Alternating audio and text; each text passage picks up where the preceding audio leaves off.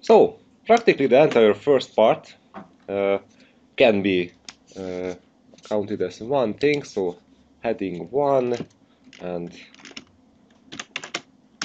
fix forecast. And okay, let's make the heading 1 nicer because this one is quite ugly, so it should be bold. Let's be 14 and okay, it's working. And then it should get numbers. So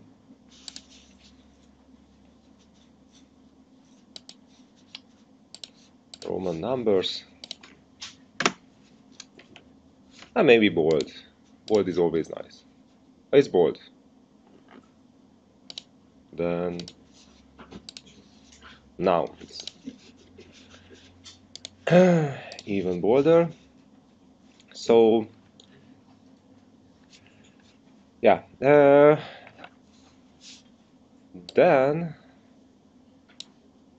oh my god, I updated this one yesterday.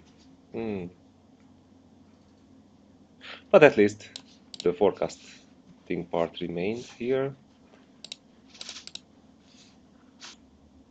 Yeah, yesterday I was playing with this the same problem, just with e-views, and we got nicer impulse response functions. So that's the difference between what we did here. But otherwise, practically this forecast was much more efficient what e-views did. So that's why I was thinking that, oh, we should do the same thing here, but at the end of the day I realized that no, it's during the speed run we were much more efficient. So then FX exposure analysis.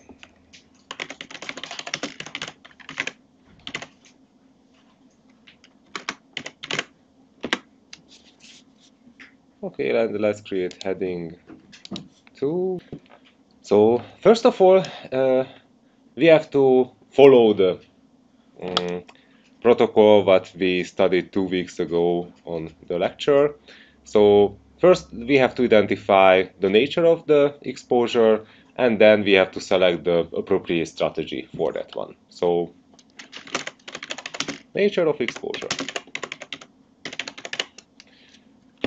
And then let's say that heading second, and this will be the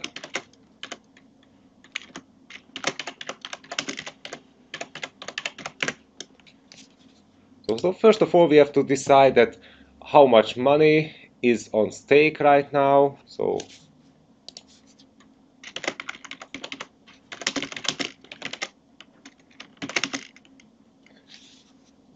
what is the problem? Yeah, this one. Amount of USD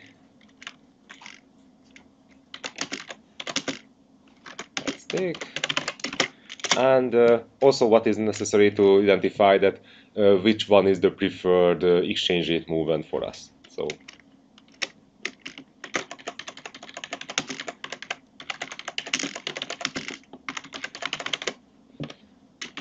appreciation or depreciation, and then we can see that, okay, what to do with this.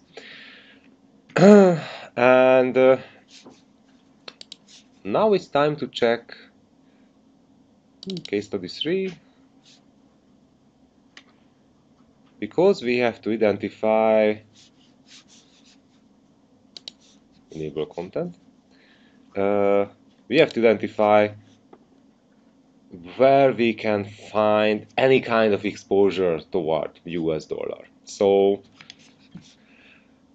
if we are checking that, okay, what is in US dollar, and we can say that engines can be in US dollars, because if it's not manufactured in the Eurozone, then it should be imported from somewhere. And to make it easy, let's say that, okay, we are paying for US dollar, or paying with US dollar for it. So we can say that, oh, engines can be relevant. So let's highlight this. Okay, the hull is manufactured in the Eurozone, so we don't care about this one. The solid rocket boosters, there is only one Swedish company which manufactures it. for at the entire European Union, so we can say that okay, we can pay for it in euros. Fairing, it's also some kind of composite stuff which is built at the manufacturing process, so we don't have to buy anything, just the engines. So we can say that for me, each vehicle requires at least 2 engines, and that's why I have 23 million US dollar exposure. And then, okay, so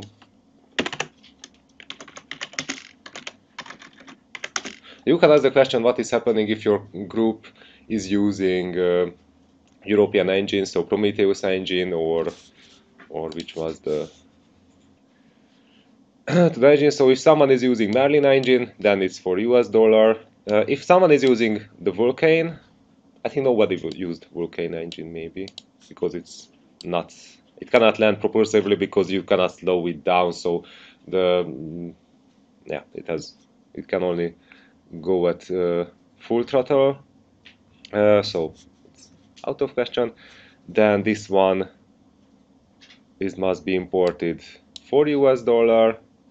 This is coming from India, so it must be imported for US dollar. Prometheus, it's European. So at the end of the day, we can say that only Prometheus. So if a group was selecting this one, then you don't have exposure. That's the you have the shortest report to write, because you can say that meh, nothing happens. But in the case of Raptor 2, then still you have to pay some US dollars. So only the engine is imported for US dollar.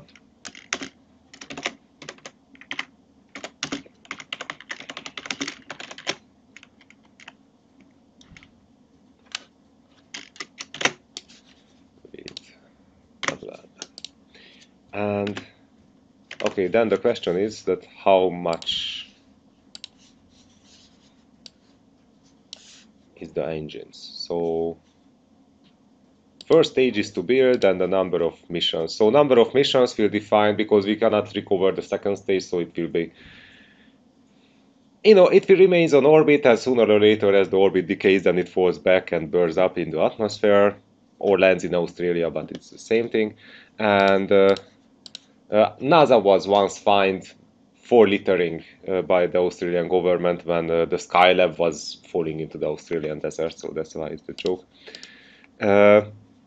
So we can see that number of missions will generate or require such amount, and first stage is to build will generate such amount. So if I adding the two numbers together, then I get the engine number, because I need one of these engines.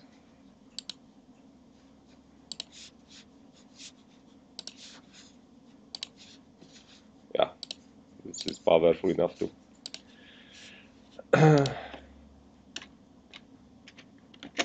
be used. So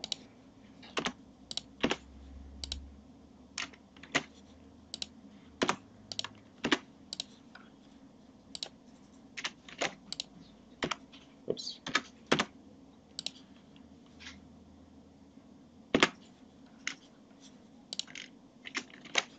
And as you can see, my exposure will skyrocket as of profitability. So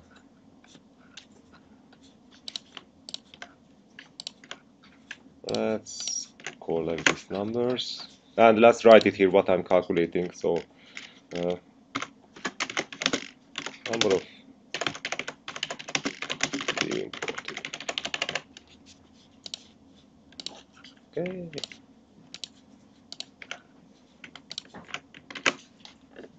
Let's copy it here,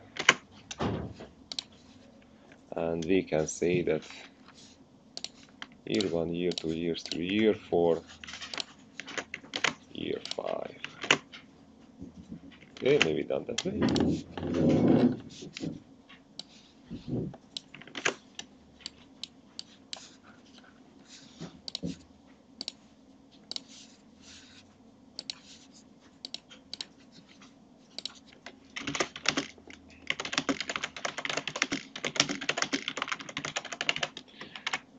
Okay, and after that we just have to multiply up this number, so we know that what is the price of the engine, so it's 11.5, and just after that we have to scroll it down. This is in million US dollars. Oh my.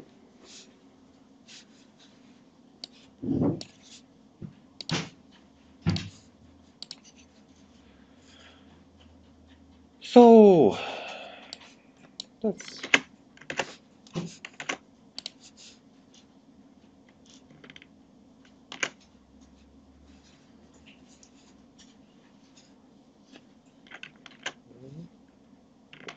okay.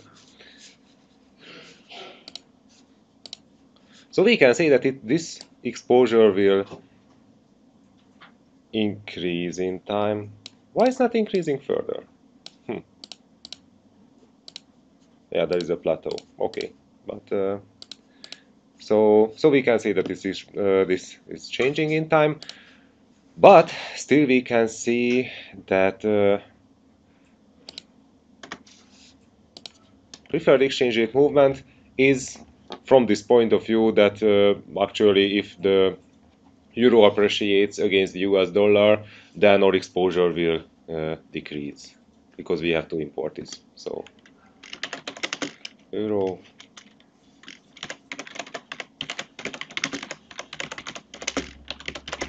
against US dollar.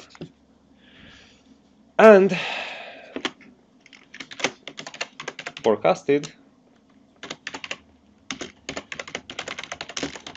exchange rate changes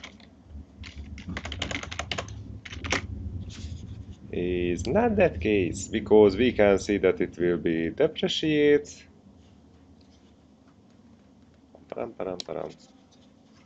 Depreciate even more. No, I killed the simulation. But why I was overwriting everything? I never should do this. Okay, so let's download the master copy.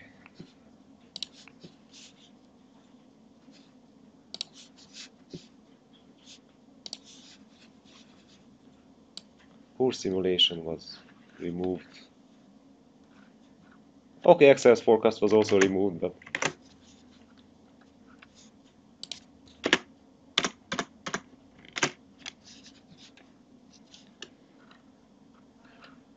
so we can say that okay, depreciation will be there. So we used, if 5 different methods are providing the same information that depreciation will be our problem, then so forecasted exchange rate change, depreciation is expected. Okay, so still we have to define that, okay, but is this thing relevant for us or not? So we know that the hedging strategy will be about to define that which one is used or preferred. So let's start, we define also heading 3, because in this case we can no hedge, so we can have no hedge strategy, we can have total hedge, and we can have a selective hedge.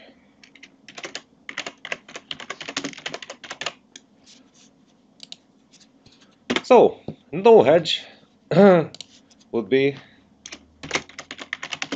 appropriate or rational. So if so, first of all, if the expected change, so and the preferred change would be the same. So if the expected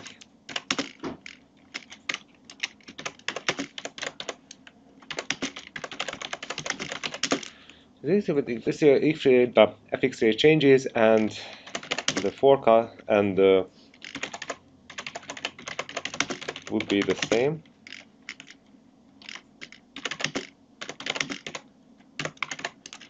Same. No, they are not.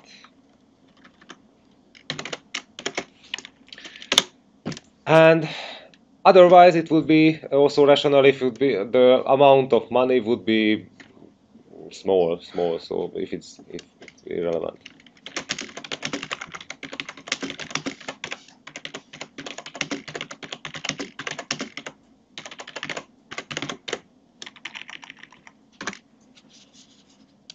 And if you are looking on the amount of money, maybe also we could create some ratios. So let's say that, okay, let's divide this number with, I don't know, let's use the size of the balance sheet.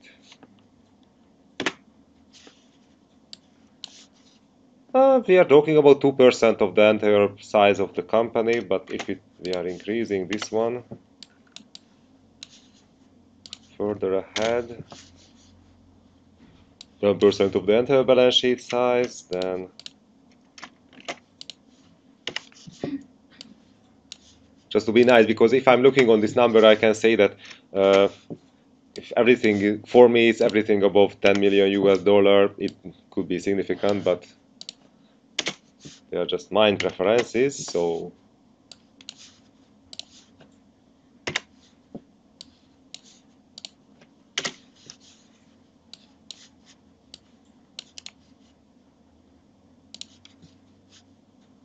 percentage.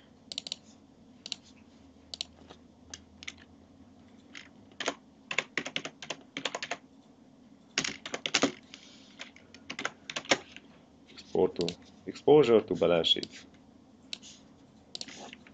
Maybe it's a much better indicator to include here except this table.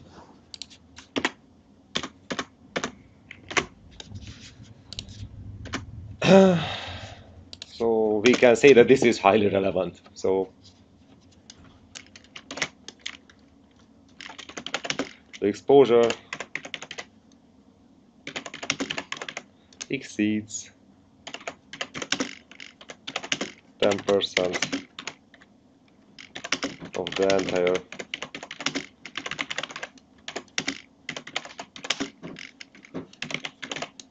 size, so it can be considered as relevant.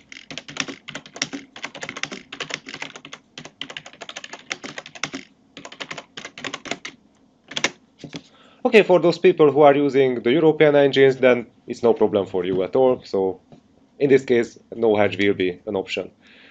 But here we can't use this one.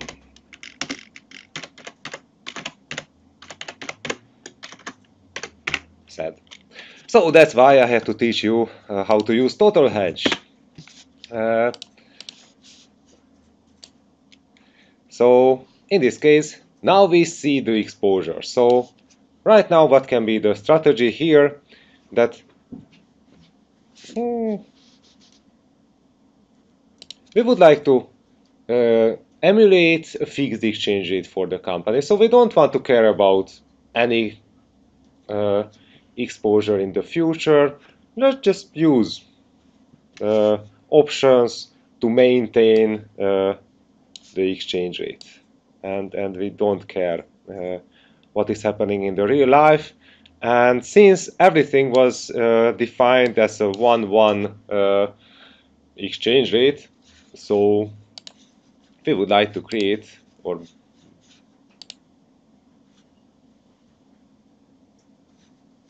so we would like to create a strategy which is maintaining. So we would like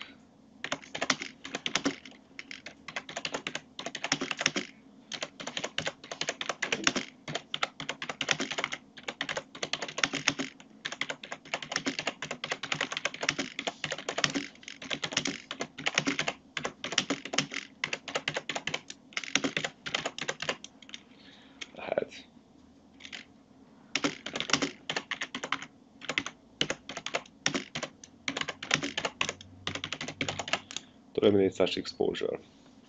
So in this case, we can say that obviously we have to buy options. We could have futures contracts as well, just since I was raging a lot on the last lecture that we would need an unknown amount of collateral as margins, initial margins, then it can change, and we have no idea how to model this in time. So that's why options can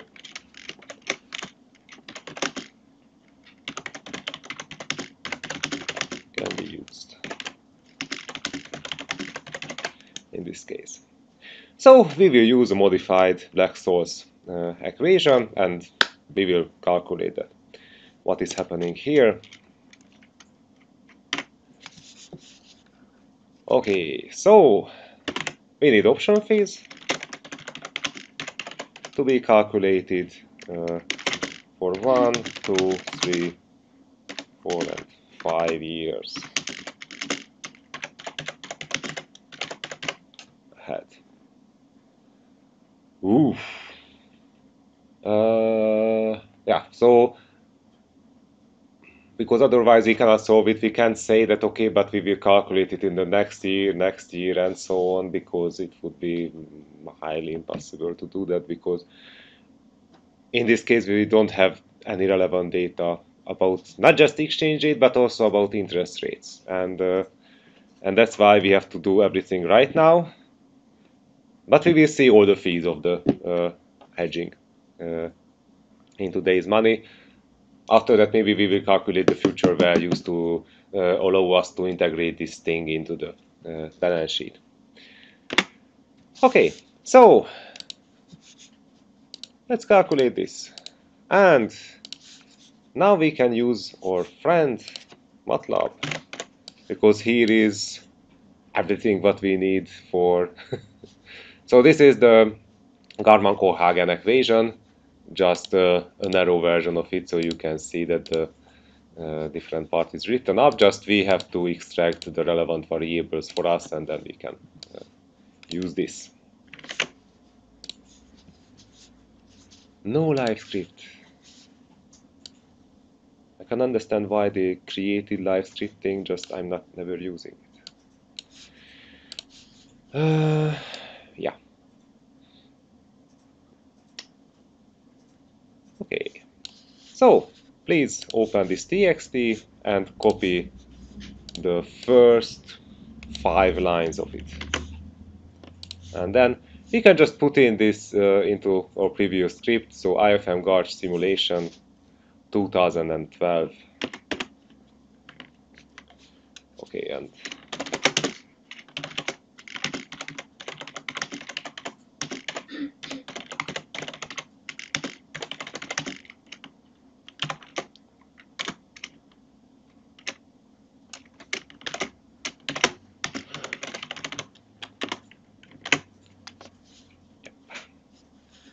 so option fee estimation with Garman-Kolhagen option.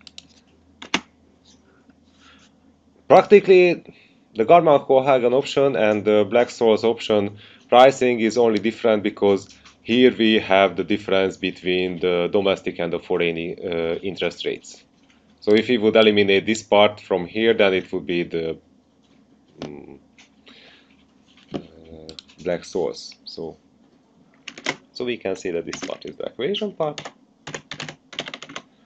But still we need the inputs.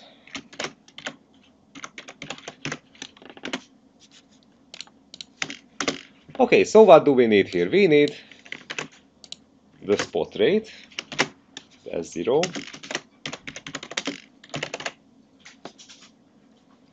And then obviously we need the difference between the interest rates, but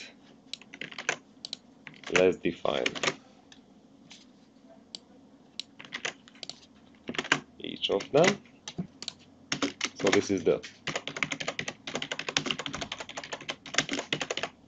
domestic interest rate, this is the foreign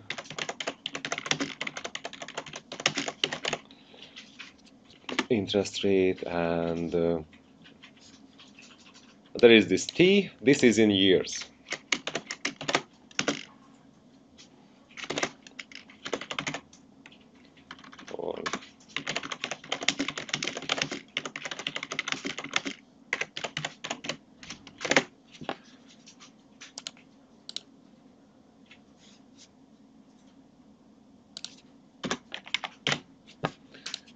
Length of the option in years. Then somewhere we need, yeah, there is the volatility, but this is a standard deviation, not a variance. And I think, yeah, of course, the target rate. We should also define this one.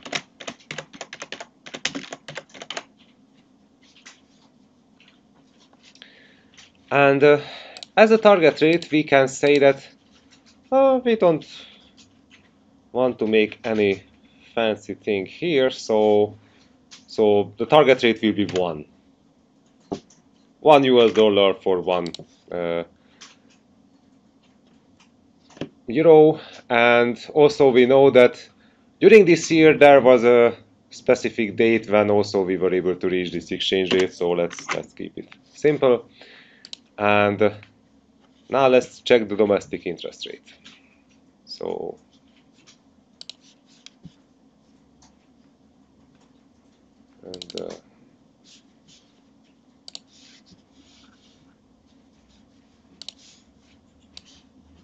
during the macro data we can see that, oh, that was the, so this is the foreign.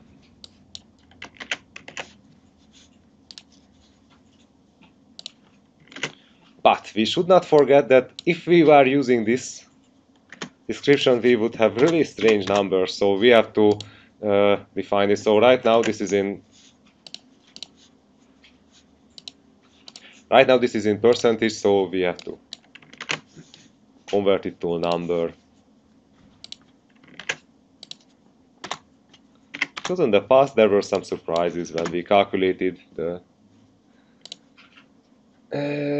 interest rate or the option fee, and we had funny numbers. Okay, so let's see it first for 1 year, and then we will estimate for all the years. And we need standard deviation, and obviously we have our nice Gauge model to do this job. So because the HD is full of these values, so let's import this thing here with us.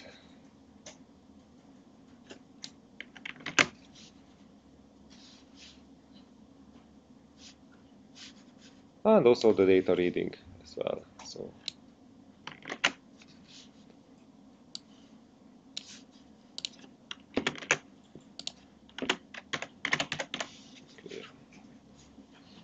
So it reads in the data from the weekly series. We could read in the quarterly, but Gauge model doesn't like quarterly data as much. So usually, or sometimes, or quite often, it can happen that you get a completely flat line for the volatility. So that's why I would like to avoid to use this one.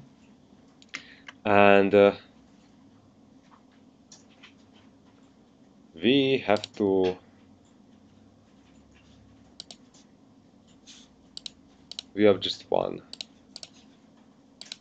Yeah, it's quite simple. So okay, we don't have to distinguish anything. We don't care about the red, or we have to calculate the red, but otherwise it's irrelevant for us. We don't need any further modifications. So first let's estimate the volatility.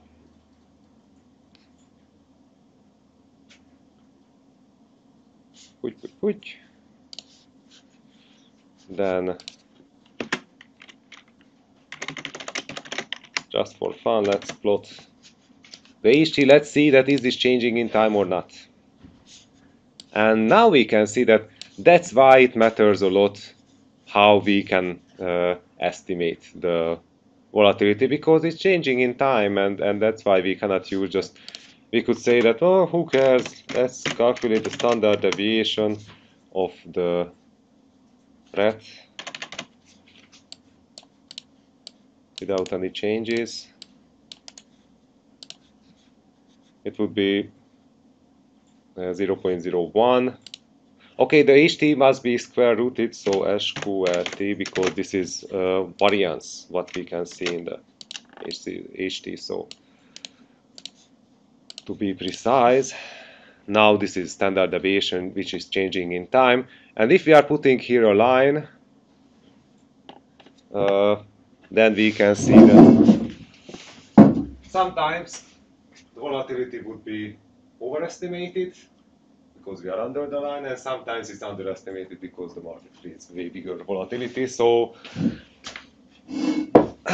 that's why it's much better to use large models, and we can also see it's highly simple. So we had to use a one line of script. So it's nothing serious here, but we can say that we can use the last known data point as a measurement, since it's nearly 1. So it's also it's not a huge bias for us because it's with us. So we can say that the square root of ht, but since ht is still a column vector, so we have to look for the last row here to be used, and the last row is bigger than the simple average of this. So okay, and after that, if I was not doing any mistake, then we defined everybody. Still, you can see that European call and European put options are calculated as a part of a forced cycle, which will be useful for us. So let's define I equals 1 right now. Let's run this here and just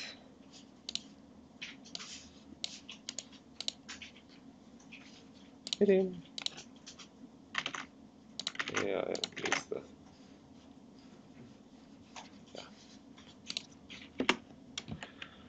Okay, and we would like to purchase US dollars, so that's why we need European call options.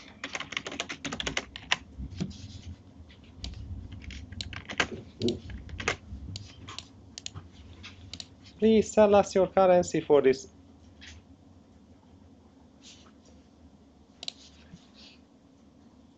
Okay, maybe not plot is the best solution here. Yeah. So please sell us your US dollars for this fee. It's not that much, it's less than a euro cent, so it's 0.2 euro cent for each US dollars. It's quite affordable price. But now we should see what is happening if we are doing this for the next 5 years. So, okay, I could change this T1 to T2 to 3, and so on, but I'm too lazy for that, so that's why I'm writing a forced cycle, because in this case, options for, and also I should use comment, options for the next 5 years. And then it will be I, and also we have an end here. So for I equals 1 to 5, time is changing, so we are purchasing longer and longer options, and only this variable is changing because I'm purchasing all the options today. So what can possibly go wrong? Will it be more expensive or less expensive? And we can see it's less expensive, so we can purchase it because it's cheap. Yeah.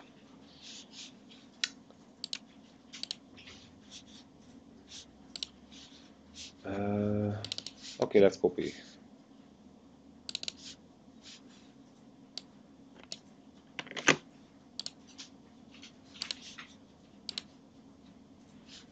Maybe I should move this. Now it's big enough to relocate as well. How will we have this? Completely empty. Yes, it's obviously dead. Why not? Okay, so let's paste the. I think that, but still the formulas will be. Yeah. Okay, values.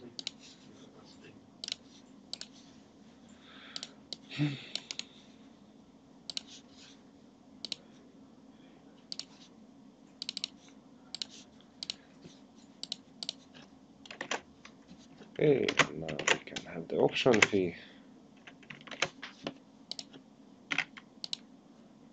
No? Yes.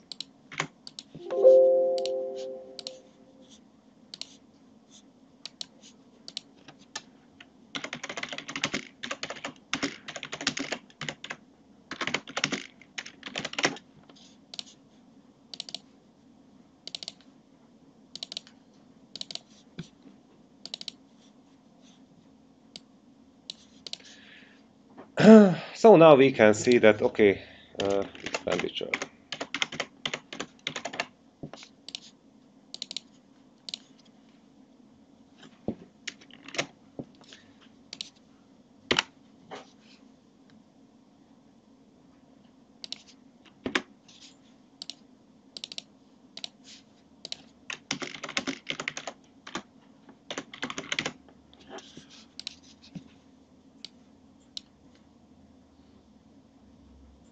We don't. Okay, for me it's a lot of money, but from on corporate level it's not that much. So we can say that we can live with that happily.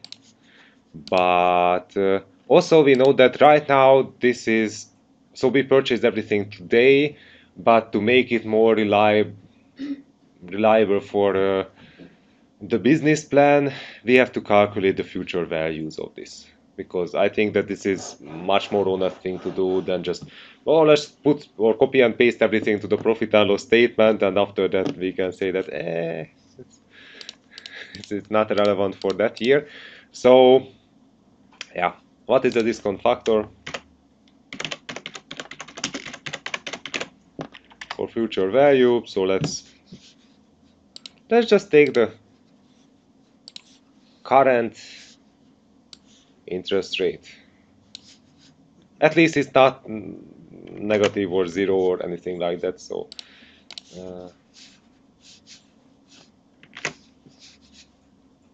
just we can say that it's percentage. And that's why I had to use 1, 2, 3, 4. Because now we can say that, okay, this one 1 plus this number. Just in this case it's 0. Okay, so I have to change this one because otherwise.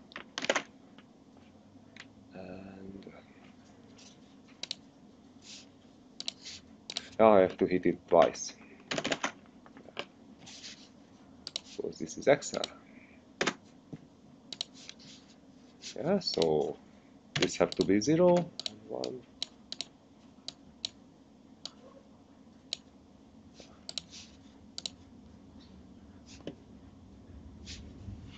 Why? You should be the same. Yeah. Oh, no, this is the formatting. Yeah, now it's good.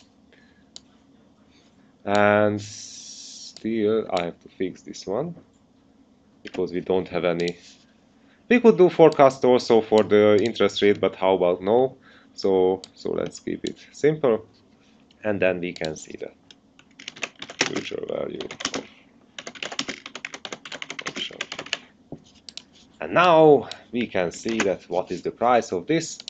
So let's include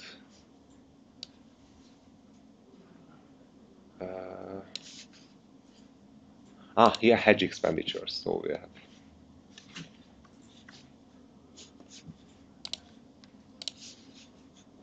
transpose. Why it's negative?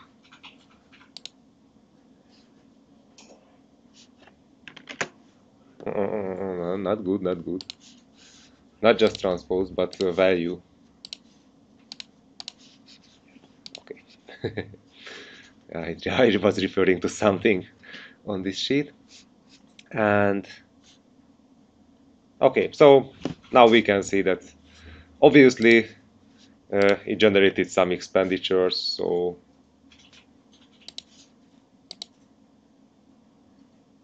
and everything is a negative number here, so it's also not that good.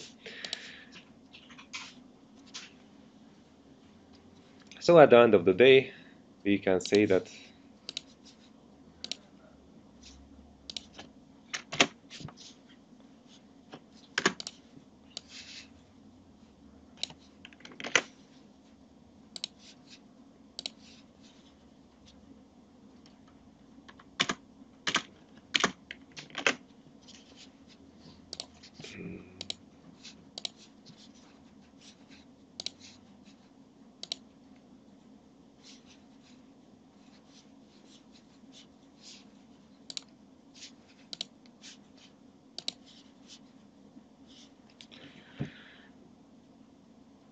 so future values of the option fees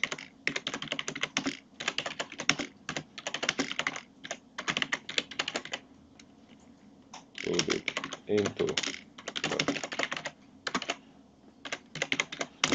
the relevant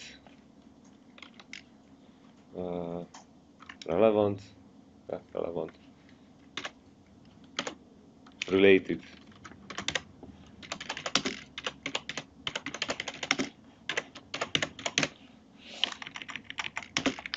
business years PLS. Cool. Okay, so this is what we can see, that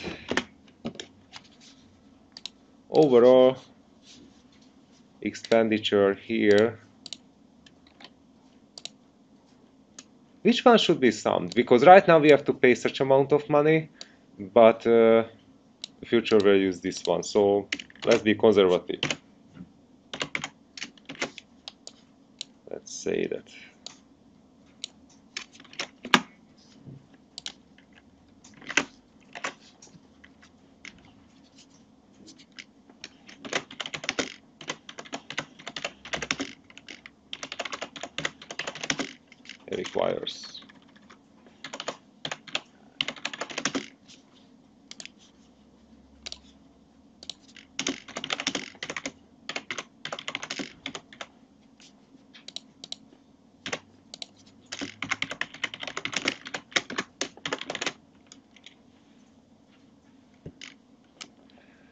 It requires a spending of 2.3 million euros, and this is the price for sleeping well.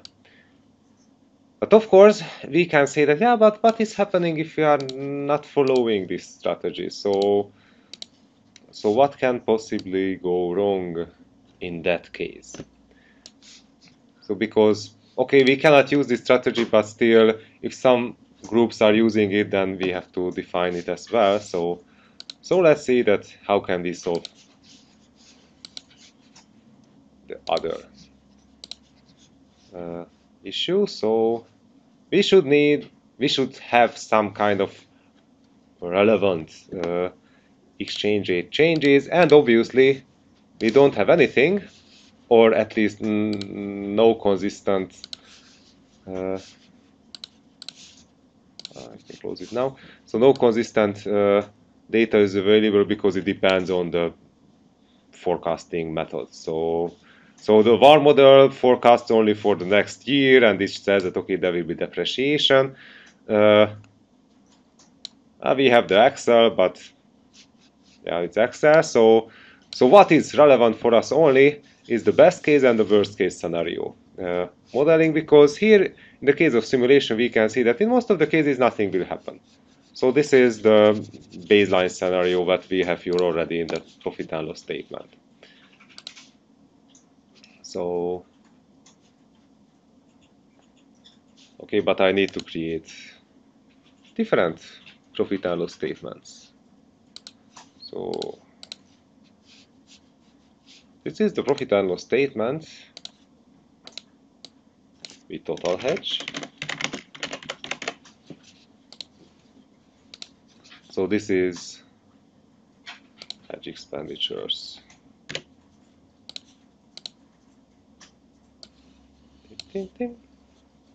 No hedge.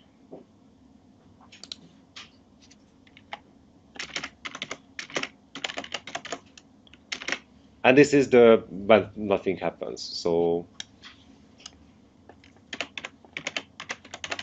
expect this scenario, and then we should create another copy. This is the worst case scenario, and there will be obviously a last copy, which is the best. Okay, so now we have to see that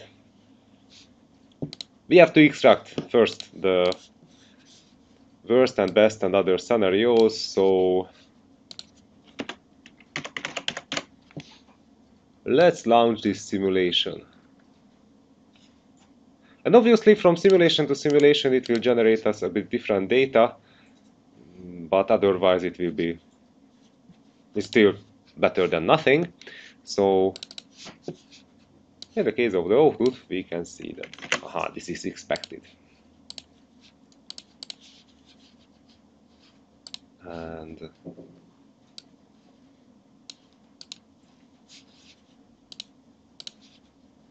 let's put it here. We need to put it somewhere. So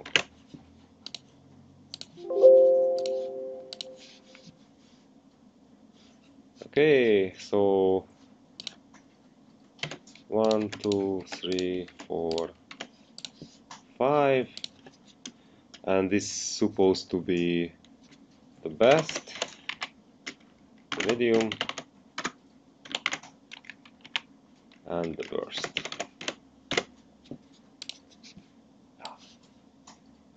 Let's not go there.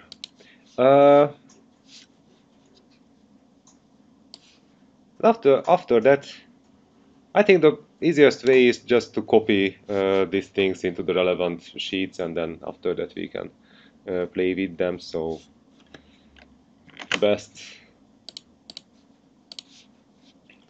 sheet.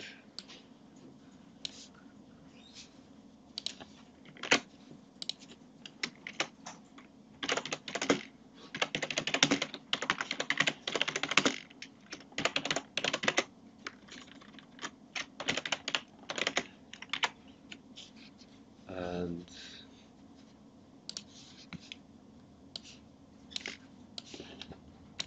worst to the worst sheet.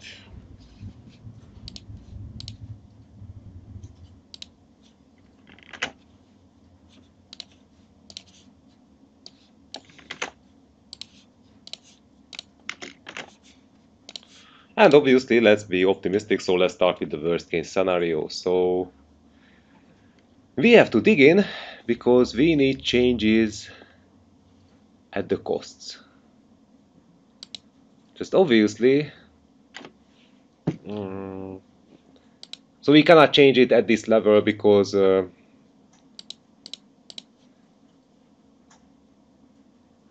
maybe we can, because we have to see that what is the deviation from the one exchange rate. So practically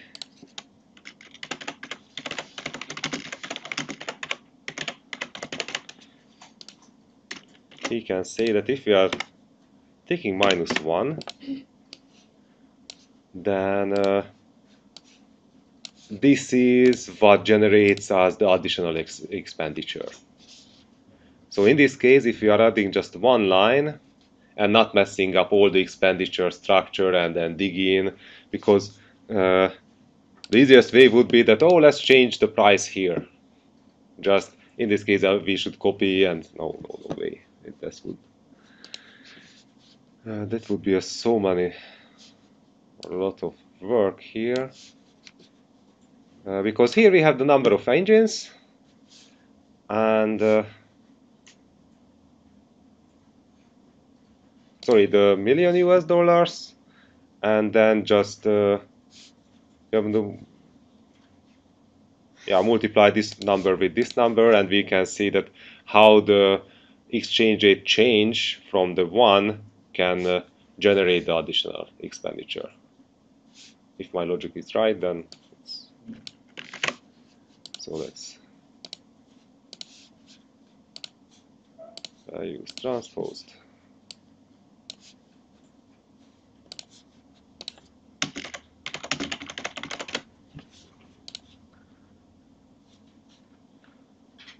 Okay, how can we consider this one? Because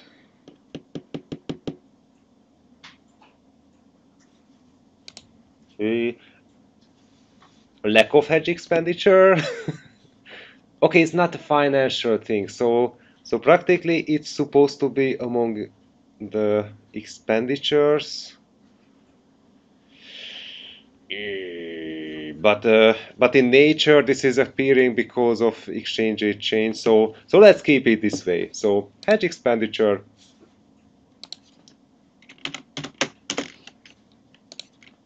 No hedge. Yeah. Maybe people in the accounting department would be really mad for me, but right now they are not able to see what I'm doing here, so that's why we can do this.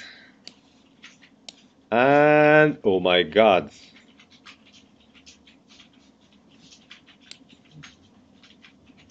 Oh.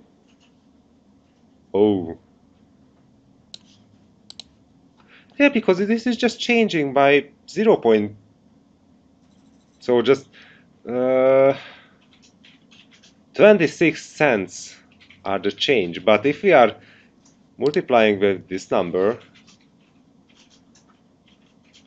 maybe it goes 1 in million and the other is 1. yeah, but everything is otherwise in millions. Yeah, but I was thinking also the same thing. But now it's still happening. So the power of multiplication. Oops. Oh. It's what's visible here. Okay, until this point I was saying that, oh, it is necessary to hedge or to use hedging, but if you can see the numbers, then it's devastating. It's eating up our profit completely. We were not that profitable even before, but now terrible things would happen with this company if you would follow this. Okay, so deviation from expected in the best case scenario.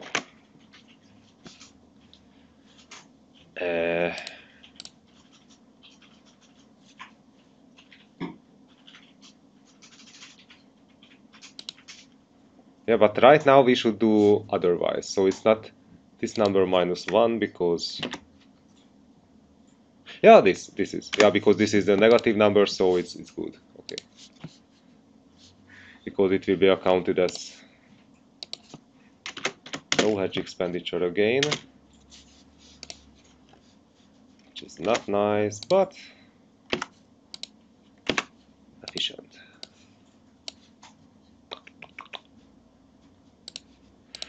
So in this case, if we are lucky in the future, then the profit will increase potentially. And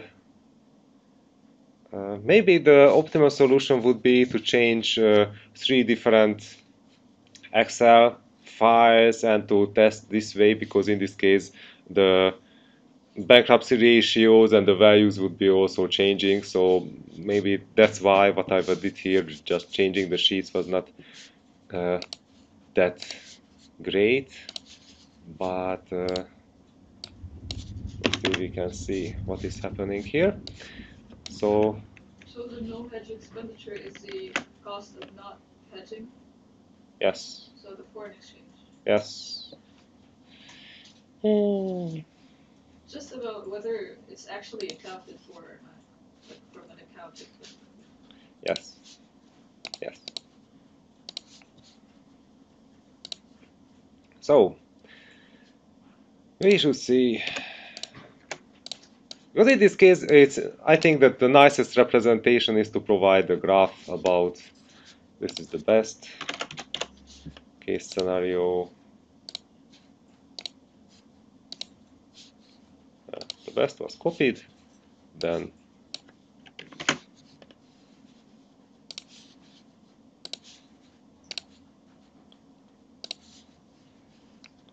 this is the worst.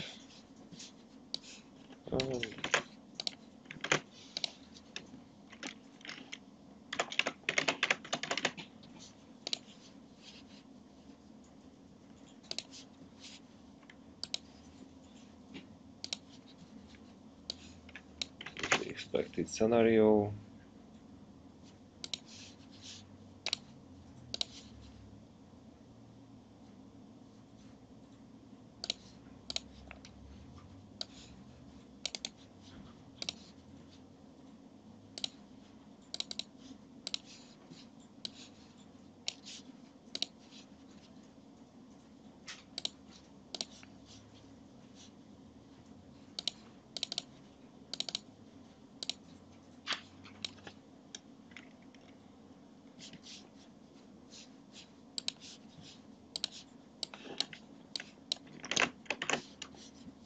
No.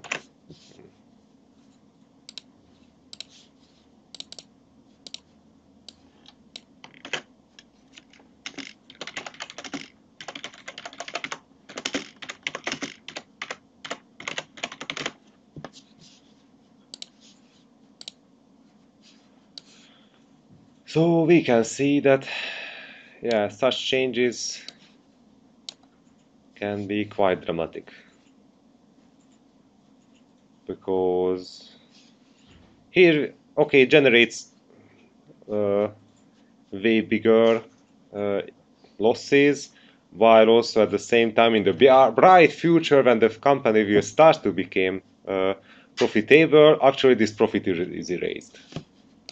So if we would be able to see the ozono or the value, we would be absolutely unhappy. So that's why we can see that let's not do this.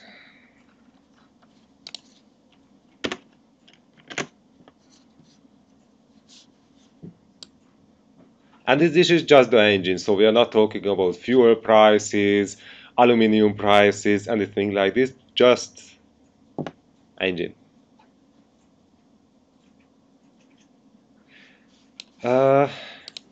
Okay, in this case, selective hedging, it would be really hard to estimate the outcomes, because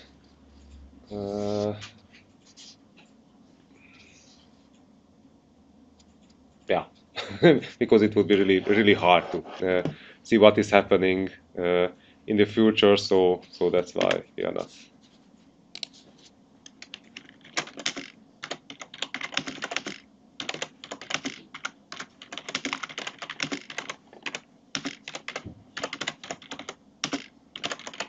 So we are abandoning it.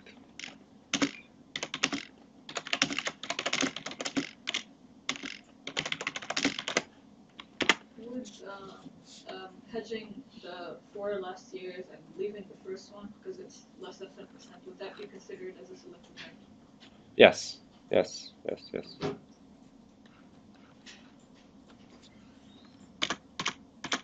Just it would be, from modeling point of view, it would not add any additional value, so that's why I'm Also, saying I that. don't think it's worth it. Yeah. Yes.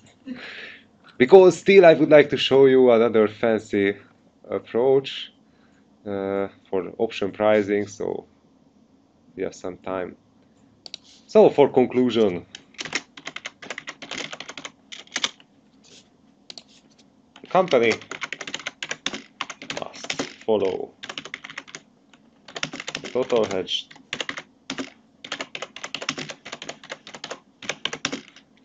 strategy, since the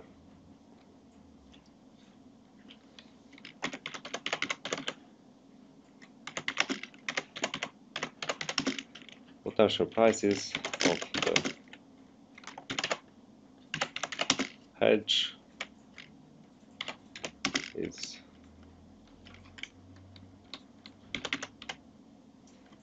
under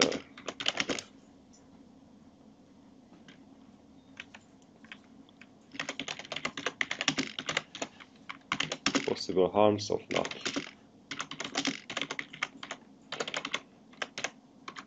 not using.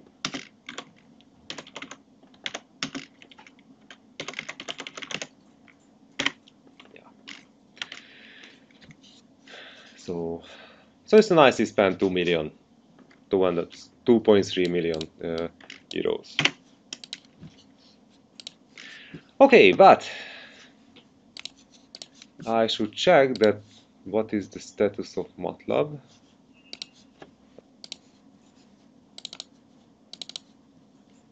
Then you can see that this is a really small.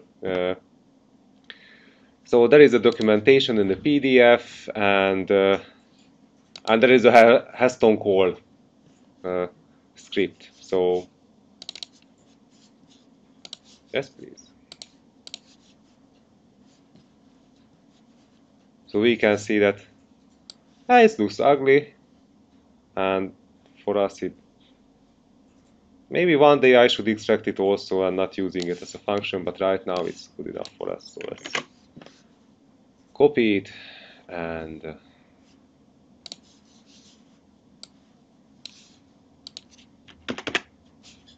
let's add it here. So you can see that all the parameters should be defined externally, and after that it will work well. So let's load in everything what is relevant for us, and then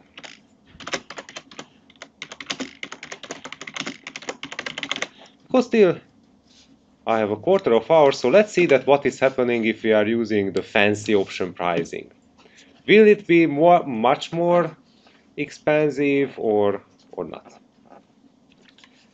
Because okay, so the documentation is not that much, so you can see that there is absolutely no description like it, what is happening in MFA toolbox. So we have to use the lecture notes, because in the lecture notes we have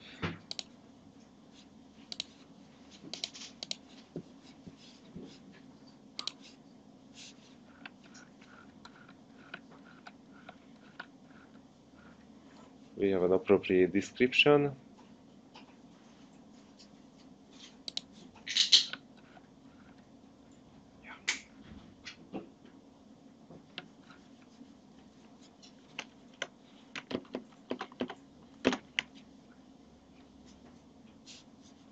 And maybe also we have the MATLAB code, if I'm correct.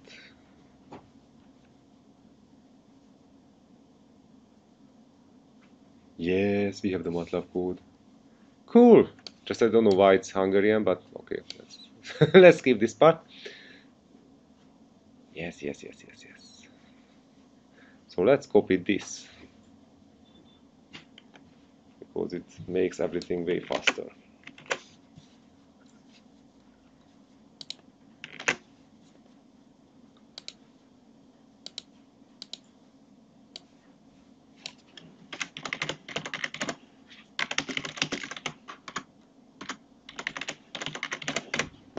Okay, it says that it's S and K, but we know that previously the S was S0 and the K, the target price, is X, so that's not included again.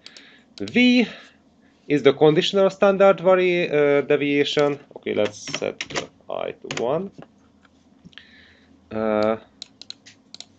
And so that's why I can say no, it must be banned. It cannot be fixed to I because we know that I will just change the time frame. Then we have the risk-free rate, but we know that this is, or we don't know, but this Heston call is calibrated for stock prices. So right now this interest rate is actually the two interest rates difference, what we can see here. So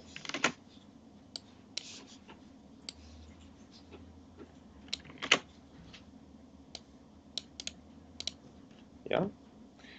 Then we have the eta, the mean of the long-term mean of the standard deviation.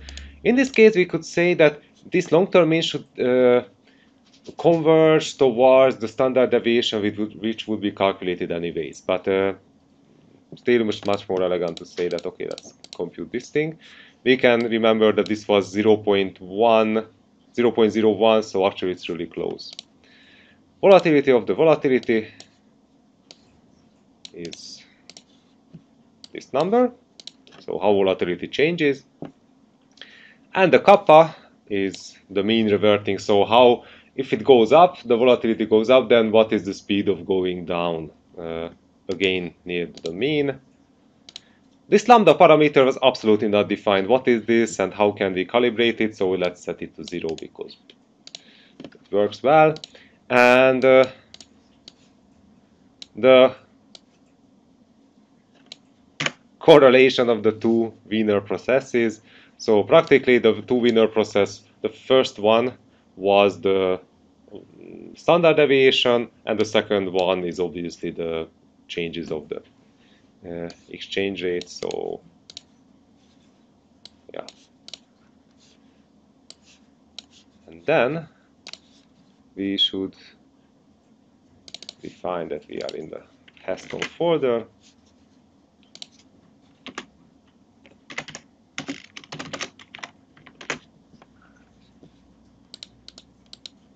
Oh, I did not define T. We know that this is a big T. So equals I.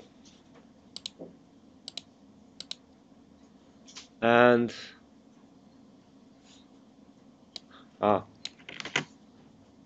still have to check this, guys, because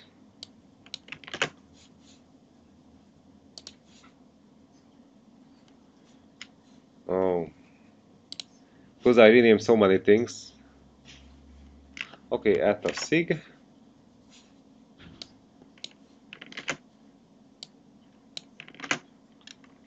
Good.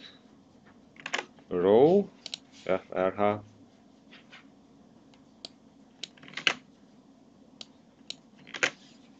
LD is LD. We don't have to define this, the last two. So now we can have something. And then we can see that let's do the same estimation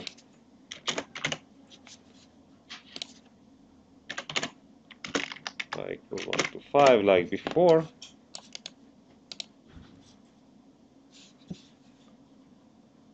R3. So it is more expensive because now all the possible natures of the volatility is considered.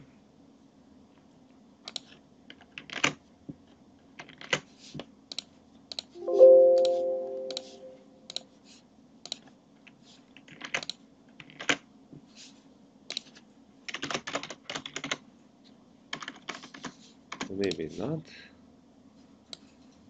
Maybe we are doing this way. So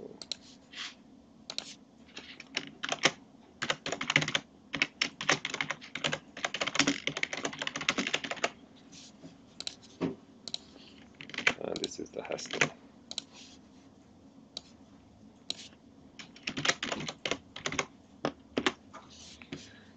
So we can see that numbers are bigger here, so it will be a bit more expensive. But let's see how big is the bit more part.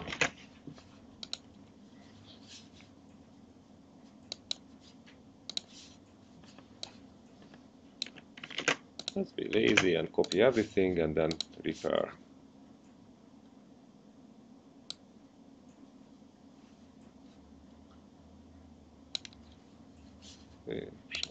There.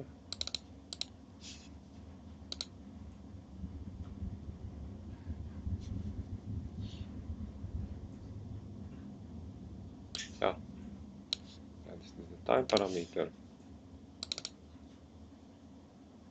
Ooh. The a bit part is a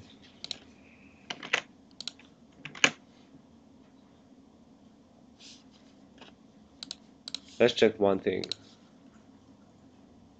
Yeah, but the interest rates are coming from here, so I'm not messing this one up. Square root is used. So yes, it's always bigger. Just the size of the bigness is remarkable. So let's create also an alternate copy. Heston.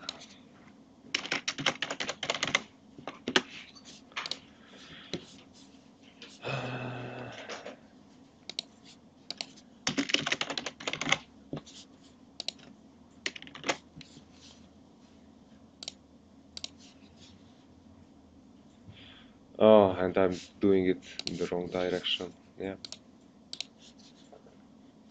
Okay, so let's copy future values.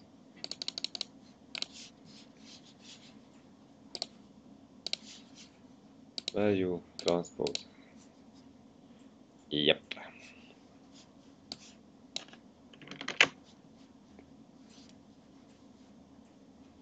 And now we can copy it backwards.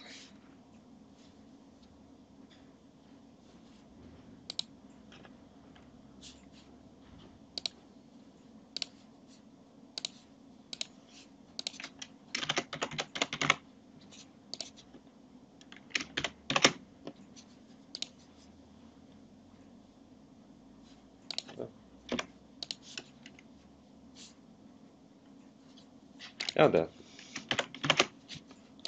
Because still this one was missing. Because until this point it was not that relevant, but now it is.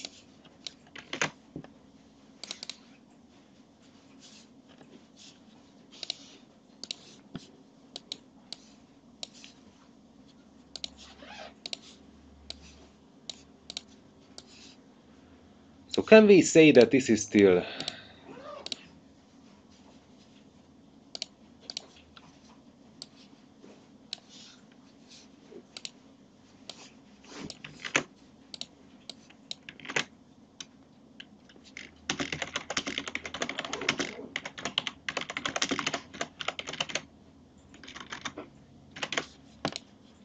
and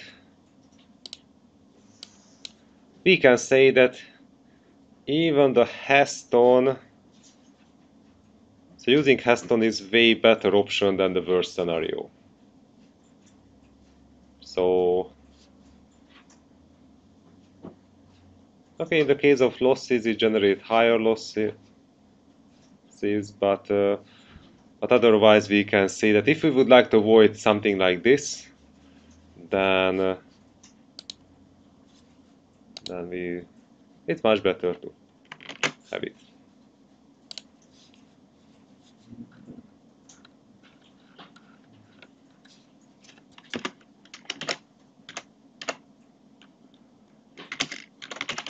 So even under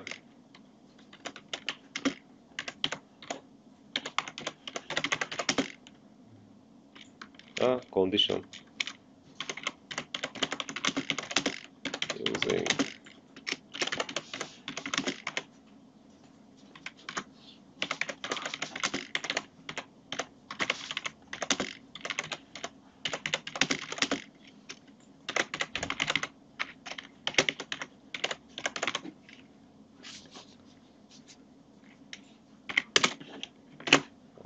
beautiful graphics.